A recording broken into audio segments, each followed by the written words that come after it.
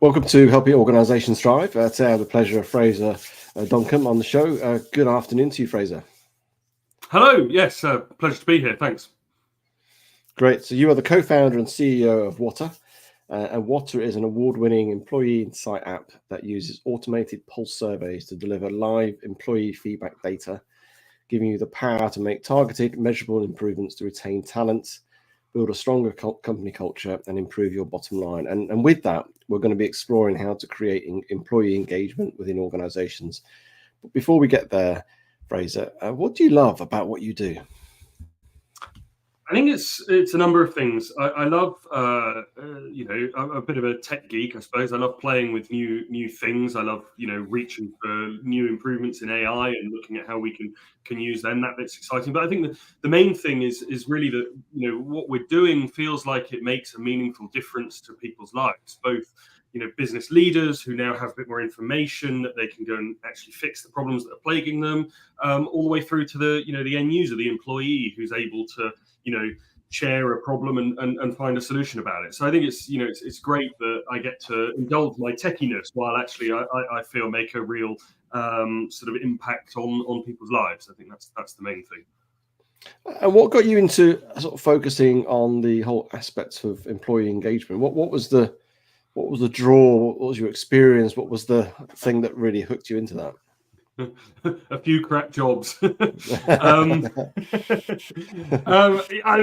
suppose we've all had jobs that we don't like, right? And I sort of thought to myself, well, is there not a better way?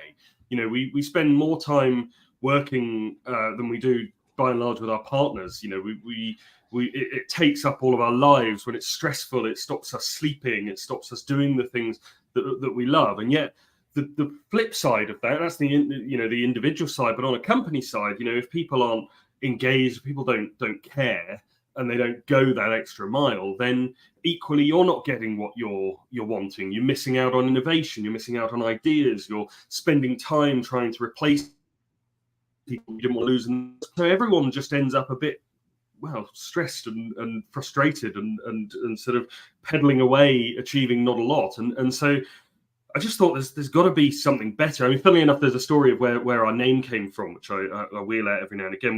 We thought, imagine a world where everyone really cared about their jobs. The world's got plenty of problems, and a lot of which are solvable by humans, need to be solved by humans. Everything from, small scale, problems that batteries aren't good enough, all the way through to, oh my God, climate change is a big issue. If we all went to work really caring about the job we were doing, what a world that would be. And that's where the name sort of came from, that sort of statement about, let's channel our Louis Armstrong there and try and fix some problems. That's fantastic. I love having the sort of the backstory of how people got into what they got into and the passion. And clearly you got passion. I know when I first met you, you had this sort of passion, and you wear your wonderful orange t-shirts. I can always spot you in a networking scenario. And so we're talking about employee engagement, and without being sort of everybody seems to know what it is. Let's just define what that is. What do we mean by that? So we just give some context to when people are listening, the leaders are listening, and other people in the organization.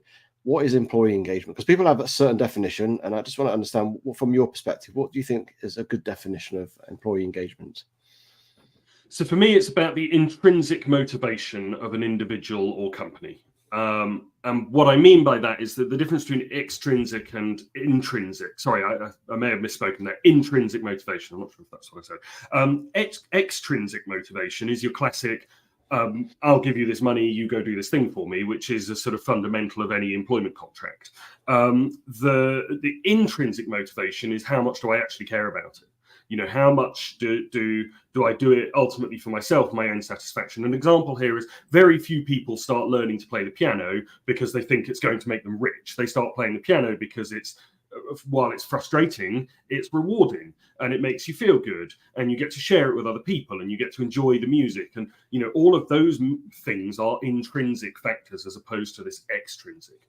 For a long time at work, we focused on extrinsic factors. We've, how many times have we heard someone say, well, I don't know why they're complaining, I pay their salaries.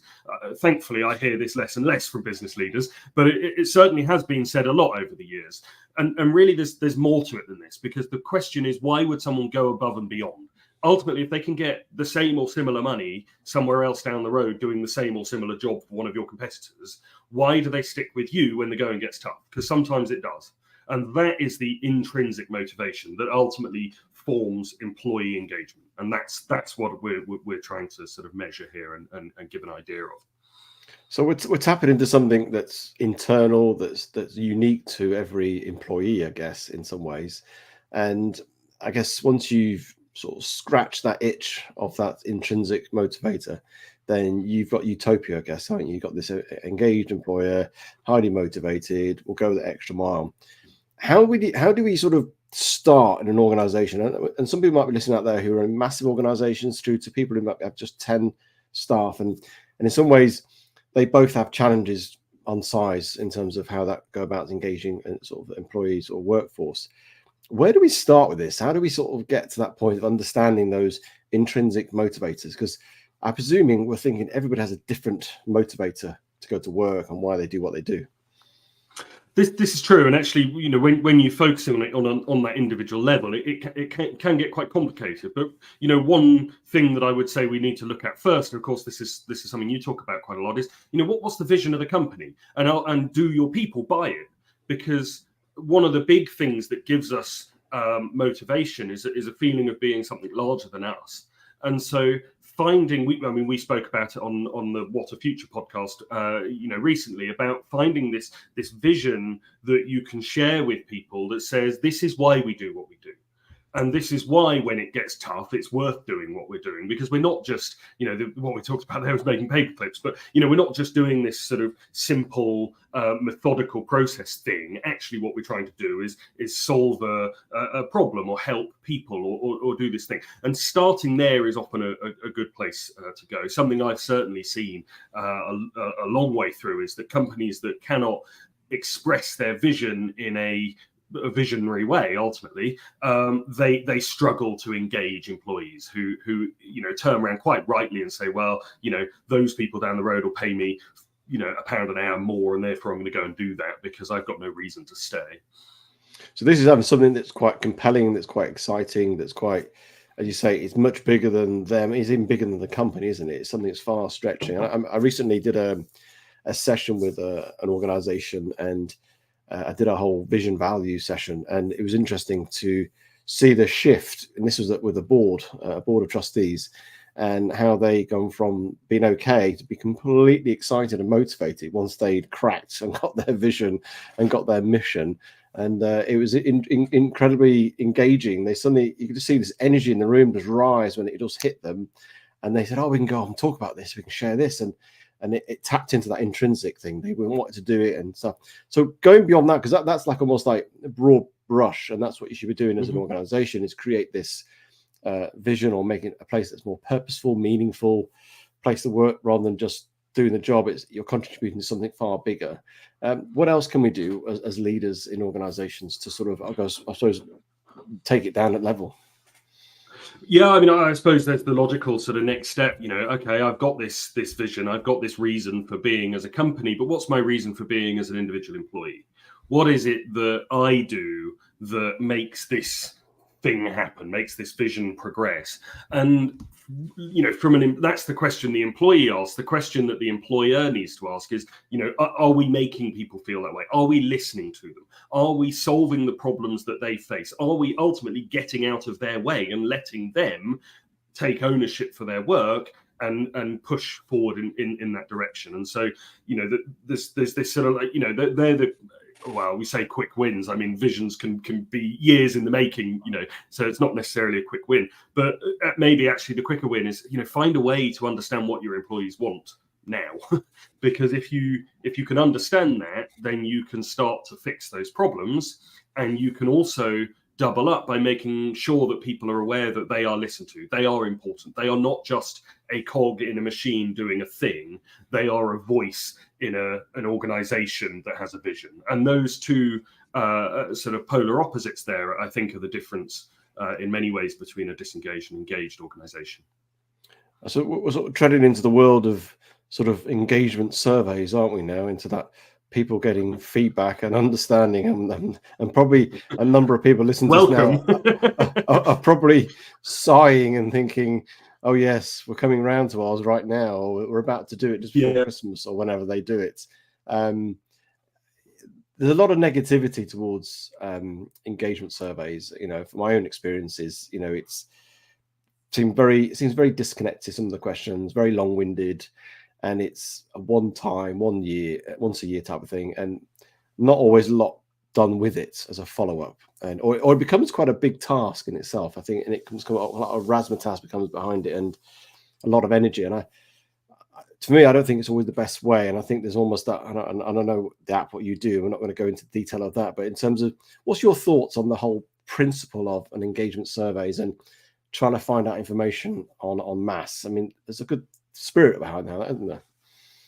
Yeah, I mean, I always say to people, you know, if you have no engagement survey, get an annual survey. If you've got an annual survey, get something better. Like, you know, I declared war a long time ago on the annual survey. It is better than no survey, but not by a lot. You're quite right. There's a number of issues. You're tackling a lot of things all in one go. It's overwhelming for you know, everyone, from the people who are. I saw an annual survey recently with 180 questions in it. You know, if you're expecting people to still be answering, you know, with maximum gusto at the end of that, then I've got some news for you.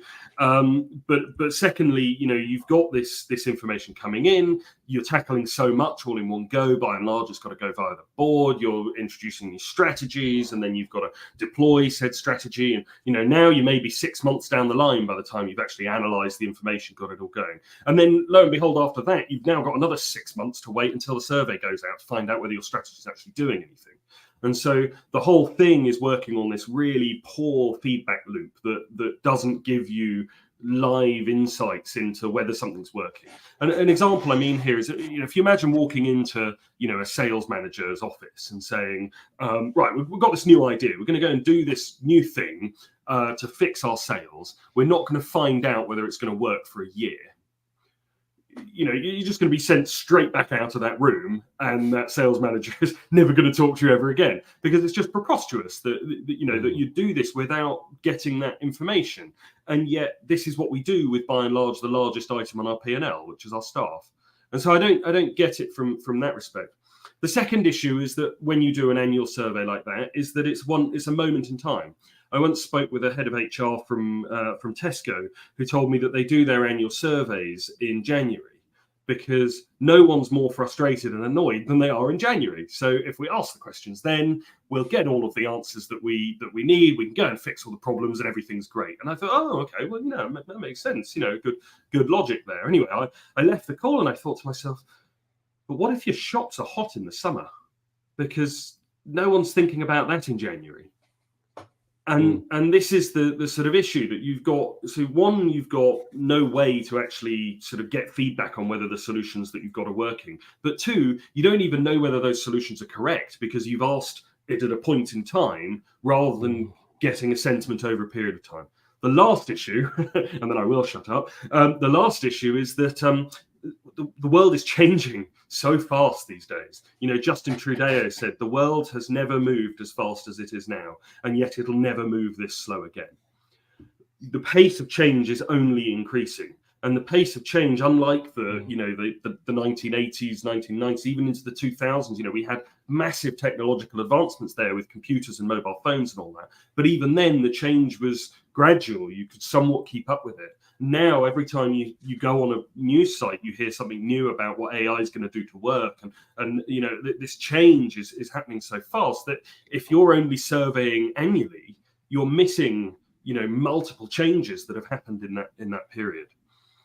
So that's my anti-annual survey rant. Sorry. No. And I get the premise. Obviously, the survey gets feedback, and the survey is not the only way of getting feedback. And I think as a leader, how else should they? Because I think the feedback piece is really important, because that's understanding your employees, where they're at, what's happening, what their concerns. What other ways can a leader of an organization or a team get that feedback or interact in a way that starts to understand what's going on, what motivates them, and how else they can sort of help support their team. So yeah, there's a few things here from a sort of micro level all the way up to a macro level. And I mean, the first thing is that, you know, a manager's job, you know, most management books that I've read through, you know, all the way from First Break All the Rules all the way through to sort of Patrick Lencioni stuff. You know, one of the biggest things that a manager should be doing is working out how to engage their staff. Like that's principally the manager's job, you know, and managing that the staff are making sure that the processes are happening. But it starts with the staff, not the processes. And so that's the sort of first thing, is making sure that your managers are actually doing that, providing training if necessary, and even from a leadership position, embodying that, going and talking to people and saying, you know, how can I make your life easier? How can I help you? How can we make this better? That's the first thing. But the second thing is to realize, I think, that asking, if you're a senior leader and you go and ask someone on the shop floor, how's it going? The answer will be, everything's brilliant. Thank you so much. I love this job. Really great to be here. You know, by and large, that's the answer you're going to get. Yet they'll still hand in their notice the following week because they've just flat out lied to you. And what they don't want is conflict. And this is natural. It's not that they're trying to deceive you or being nasty. It's just that they don't want the conflict. They don't want to be, you know, this is their livelihood. And people are scared to bring up issues, because even if they've never had a bad experience in your company, by and large, they've probably had a bad experience somewhere else. And so it's two-sided. On the one hand, you need to go in there and create that culture of trust and make sure that you're having these conversations and discussing with people the problems they're facing and how you can fix them. The second thing is you also need to provide a way that they can feed information back to the company anonymously whenever they need to, in order to be able to share the things that are on their mind. If you just leave it to an open door policy, then you're that massively favors extroverts and people that are quite happy to shout about things, of which some are out there. That's great. That's fine. The world needs those people. It also needs the people who sit and get stuff done. But those people who sit and get stuff done tend not to bring you problems until they're too late, and actually would probably rather just resign than actually address the problem because they don't want the conflict. And so if your open door policy is there, that's fine, but someone needs to go and walk through it. And that's the issue. They're not necessarily going to do that. The open door policy is another thing I declared war on a little while ago. You've got various other issues because you combine that with the kind of management idea of don't bring me problems, bring me solutions. And now you're putting the impetus on people, you know, in a way that isn't healthy. And you're again creating that barrier to sharing information. You know, all of these sort of problems combine into a sort of cookie cutter situation that actually doesn't create what I suppose is the fundamental here, which is treating employees like adults, rather than prescribing a sort of situation on them. Yeah, I guess also what we're talking here is trying to create an environment where it's psychologically safe, isn't it? Where people feel they can share a grievance, they can share a concern, they can challenge, and you know, and that's a sort of not as a utopia, but it's certainly an environment where organizations want to get towards more, as being more psychologically safe within teams, where you start to pick up more because people feel comfortable to sort of, you know, shout out, you know, in a respectful, kind way, all that sort of stuff. It doesn't have to be in a bad way. It's still just voicing their concerns in an open way, feeling that they won't be shot down, they won't be sacked for it, they won't be, you know, sort of marginalized because they stood out of line, so to speak. And I've found organizations that create that is usually the leaders have to take the lead on that and almost role model, and almost they show to their seniorities that they're challenging it, stepping out, risk taking and everything else, and creating a psychologically safe environment where people feel they can do that. And then you start to get that sort of feedback. And I noticed when I was working a number of years ago, I would almost literally walk the floor, and it wasn't just about what you hear, it's also what you're observing as well, and what you're seeing. And you can, not that you can see motivation, always hear motivation, but you can sense how people are going about it, their tone, their language, and you can start to pick up little potential problems that you might need to sort of address or understand. So feedback is quite important in creating that. So when you're gathering feedback, whether you get from an engagement survey or a pulse survey or just day-to-day anecdotal, how do we best turn that into action, or that insight, I guess, into action to help sort of to create a culture that is really engaging with the employees? Sure. I mean, this is to an extent, I suppose it's a bit of a how long is a piece of string question, because certain things are easy fixes and certain things are massive, organization-wide fixes. But I think the biggest thing here is communication. So if you can get plenty of communication from your people to understand what is important to them, and then you can communicate back to them why we can't tackle this thing right now, and this is the genuine reason, and we're not lying or hiding anything from you, but this is the situation. However, we can definitely fix this and this and this. By creating that kind of two-way sort of respectful relationship where information is provided and fed back on honestly, I think that's really important. And this all adds into what you're saying. I'm really glad you brought up psychological safety. Google's Project Aristotle study was very, very interesting in finding high-performing teams, and the one thing that they put at the top of the list is psychological safety. And as you say, this is somewhat utopian. You sit there and you say, well, we want psychologically safe teams. Okay, brilliant. No, it's harder than you think, but it is absolutely where we should go to. And this is a sort of sliding scale. And what you definitely don't want is a massively psychologically unsafe team. But unfortunately, more teams than we like to admit are psychologically unsafe, where a manager sort of punishes people in whatever way for speaking out or saying that there's an issue with something, or even making a suggestion, having it shouted down. These are unfortunately things that we see all the time in companies. Sometimes it can fly under the radar, and it's one small team of a big organization where otherwise everything's fine, but the manager's struggling and needs some help. And by and large, providing the support to the manager is the first step of creating that psychological safety. And with creating a place that's engaging, what do you think gets in the way of this? What's the sort of factors that sort of hold organizations back? Because, in essence, most organizations want to have an engaged workforce. I mean, it's an obvious thing, and but it's not that easy to do. But what do you think gets in the way of those leaders of that organization sort of not attaining to that? I think there's a couple of reasons. I think one of the big things, to be honest, is sort of fear of change, fear of difference, and this can be very difficult to overcome and work on. You might hear the thing that you don't want to hear, and that can be hard for people. Now, that's not everyone, but I've noticed that at times. If people have said to me, well, if I don't ask the question, then I don't get the bad answers. It's, well, fine, but the bad answers are still there. It's not that not asking the question means that they don't exist. Like, they do, you just don't know about them. So I think that's one of the first things. I think the other thing is that running a business is hard, whether it's a big established business and you're the seventh CEO in its history, or even the 100th CEO in its history. There's new challenges. There's people pulling you left, right, and center. There's shareholders. There's stakeholders in terms of customers and clients and employees and suppliers, and they're all talking at you all the time. They all need answers and information. You're pushing things forward. That's the same all the way down to the founder-led businesses of any size. There's so much happening in companies that we end up spending a lot of time treading water to try and keep afloat.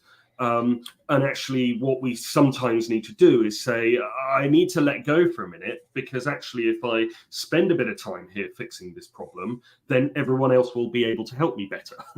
and this is I think something that hamstrings a lot of companies. Is it holds them back into this kind of, we just need to get through this next quarter kind of mentality, as opposed to, where are we going to be in 5 years' time and how do we get there mentality. That's easier said than done, but it is an important step to make. And by and large, employee engagement is a question of how can we be the best in 5 years' time, rather than how are we going to get through this quarter. Yeah, it's going back to the very sort of starting point, really, isn't it? Almost that more visionary, more longer term perspective, isn't it? To keep people's gaze on a further longer distance, as opposed to just short termism, in a sense. And we now operate, obviously, in a hybrid world. Some people operate completely remotely, and they might have a mix of that going on in organizations. How do we keep that engagement going? Because it's more challenging, because obviously you haven't got water cooler moments, you haven't got those coffee moments and just walking around the office. You're just interacting with somebody purely on like that, like we are now on a sort of laptop, how do we create that engagement or enhance our engagement within the sort of workforce? Absolutely. I mean, this is where I get, I suppose, a bit more hardcore on the matter. Is that, you know, the world has changed. As you mentioned, it's due to COVID. It started happening just before COVID. We started to see a move in this direction, but COVID was the massive accelerant that caused this. And now a lot of companies are expecting their managers, both senior and junior line managers, to keep in touch with and call their employees and maintain that relationship, catch up with them constantly, you know, maintain a relationship the same way that we do when we talk about how life is going as we queue in Tesco to buy our meal deal at lunch, which is something we don't do anymore. By and large, our research and our observations are that this is not happening. Managers, through no fault of their own, are not engaging people in the same way that they were before. These people are feeling engaged. The people that are feeling that way are starting to look at other places, and they're starting to say, if I go over there, they'll care for me a bit more.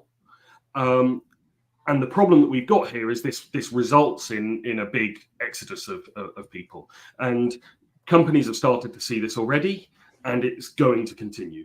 And if we continue to throw old solutions at new problems, then this is just going to get out of hand, and we're going to see a big divide between the companies that have fixed this problem and the companies that have not fixed this problem. And so what we need is to ensure that we have new technology, new solutions, new thinking around these problems in order to be pushing that forward. And if we're not doing that, we're just, you know, it's all very well sitting there thinking, how are we going to get through the next quarter? But that question will very quickly become, oh my God, how do we replace that team that has just walked out?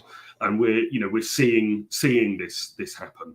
And this is, you know, a dangerous place. I think the thing that is staving this off from crisis point right now is the threat of recession and cost of living crisis. When they, I think that people are holding into their jobs until they feel a bit unsure at the moment to move. Exactly. This is artificially holding back the floodgates.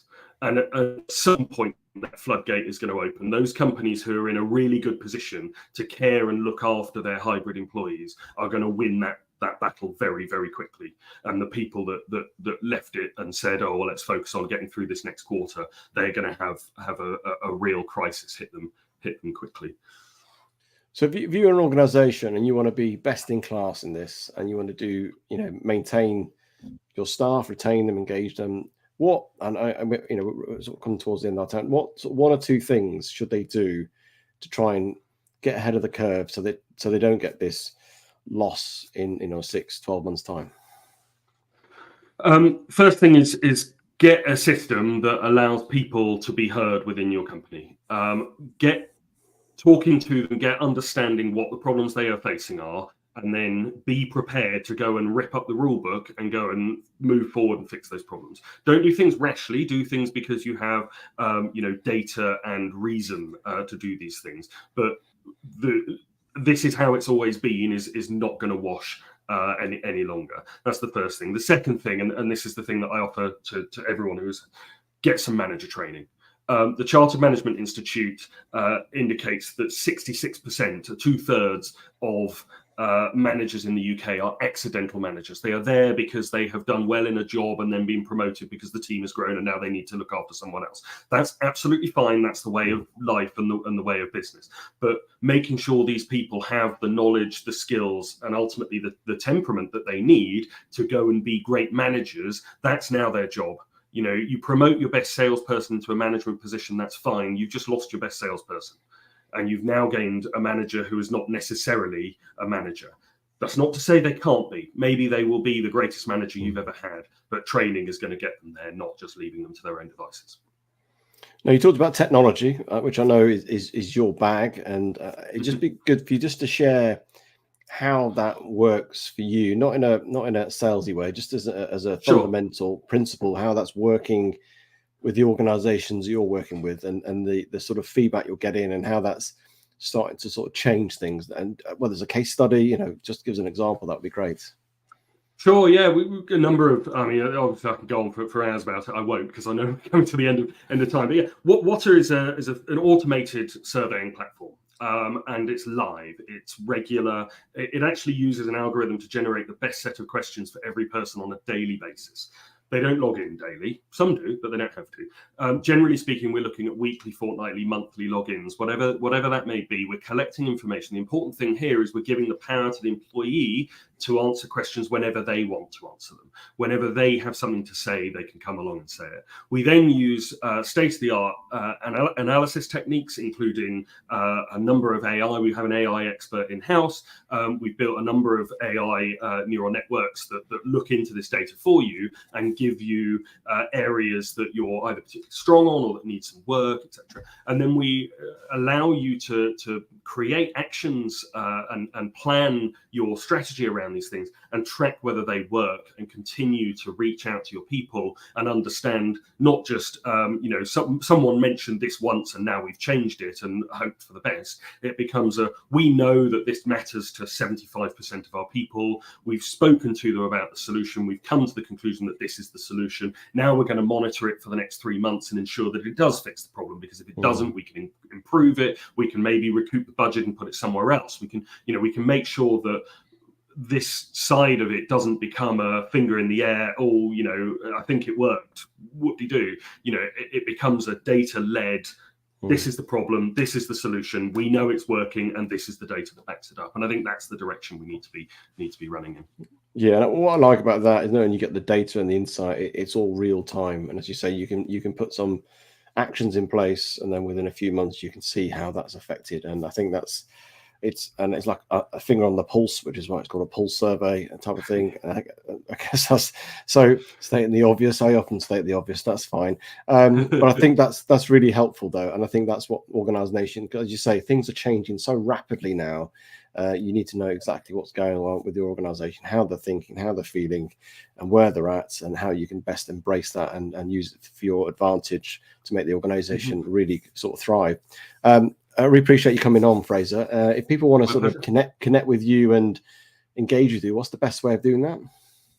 LinkedIn is where I'm most active. That's probably the best place if you want to get in touch with me directly. If you want to hear more about Water, of course, there's our website. There's lots of information on there, including case studies and blogs and various other elements and various ways there that you can reach out to us as well. So we're always keen to talk to people in the industry, in the wider world of work. Those who agree with us, those who disagree with us, great. Let's go and have a chat. This is a big problem.